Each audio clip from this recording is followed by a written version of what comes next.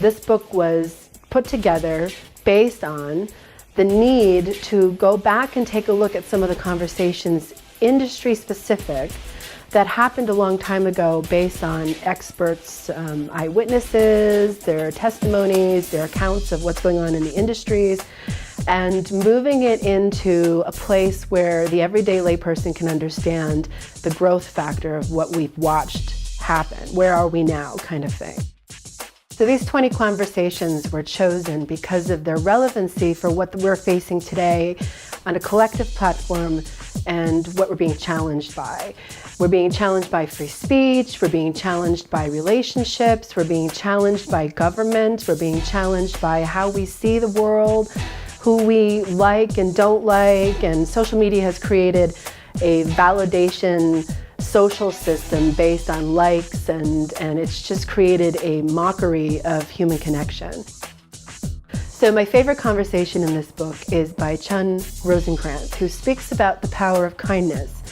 And I chose his transcript to end the book so that the book would be left on a positive note and the reader would feel uplifted and encouraged and inspired to go out and do something in the world that can help change it.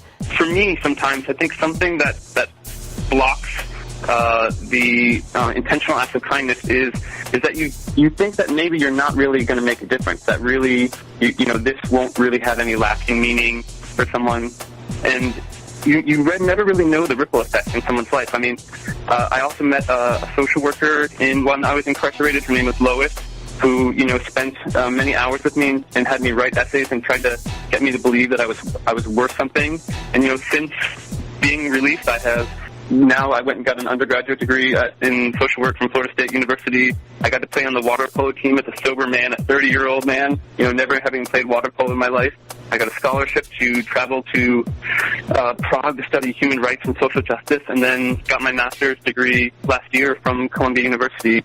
All of this, I don't believe that Lois or Jeannie or anyone who does an act of kindness believes that, the trajectory of that kindness will kind of take off. But really, I would not be where I am without the love and kindness of other human beings. So if you're feeling like you're afraid to reach out and you're feeling like it won't really make a difference, I'm here to implore you that it does, and my life is living proof of that. So right now there's a lot of controversy going on. People are upset and angry, and they're looking for guidance.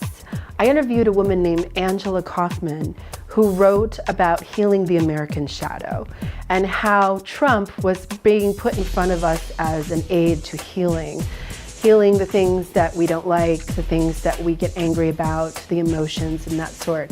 I was very taken by her article that she wrote for Healing Springs magazine, so I reached out to interview her.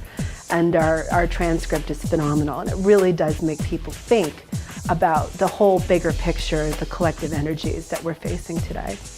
I was having a whole lot of reactions to everything I'm seeing and hearing about Donald Trump, and it's part of my training is that at some point I have to say to myself, if I'm reacting all over the place, I got to look at what's being triggered in me. Now, full disclosure, I will say that to myself, and I will sometimes still go months and months and months and not have looked in the mirror, or I might look in the mirror and still only see what I'm willing to see at that moment. There is still a lot that's being unearthed, and I just want to be transparent about that because I don't want listeners to feel, sometimes when we hear some of this really spiritual stuff, sometimes folks feel a separation, and I hope that people won't feel a separation because I'm telling you, I am right there with you. If you're not happy with how the world is today, you read this book and you'll understand how we got to where we are. Because the 20 conversations in this book have to do with powerful voices through potent times, and they bring to the surface, they bring to the table important conversations that we need to be having with each other, with our leadership, and it's going to help.